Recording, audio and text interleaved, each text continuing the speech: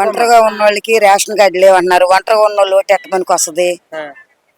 మాకు ఈ వయసు దాకా నాకు రేషన్ కార్డు లేదు. నాకు బతకటం కష్టంగా ఉంది. నేను ఒంటరిదాన్ని, నాకు ఎవరో లేరు దిక్కుమొక్కు.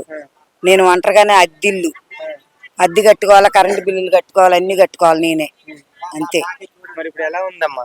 నా పరిస్థితి ఏం బాగాల. నాకు రేషన్ కార్డు లేదు, పింఛన్ లేదు, ఏమీ లేవు. అప్పుడు మీకు వాలంటీర్ వ్యవస్థ ఎలా పనిచేసింది? వాలంటీర్ వ్యవస్థ ఎలా పనిచేసింది అప్పుడు? వాలంటీర్లు వచ్చినా ఏ పని మాకు చేయలేదు.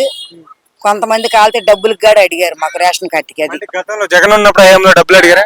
జగన్ ఉన్నప్పుడే అడిగారు, ఇప్పుడేం లేదు. కానీ ఇప్పుడు జగన్ ఉన్నప్పుడే అడిగారు మాకు డబ్బులు. రేషన్ కార్డు పెట్టమంటే 10,000 లంచం అడిగారు. నాకు ఓపిక లేక నేను మానుకున్నా. అంటే మరి జగన్ మంచి చేశానని అంటున్నారు కదా? నాకు మా వల్ల ఏం జరగలేదండి. అప్పుడు మాకు మంచి ఏం జరగలేదు. ఓటు కార్డుకి, ఈ రేషన్ కార్డుకి వెళ్తే డబ్బులు అడిగారు అంతే. వాలంటీర్ వ్యవస్థ మీకోసం పనిచేయలేదు? మాకేది జరగలేదు న్యాయం.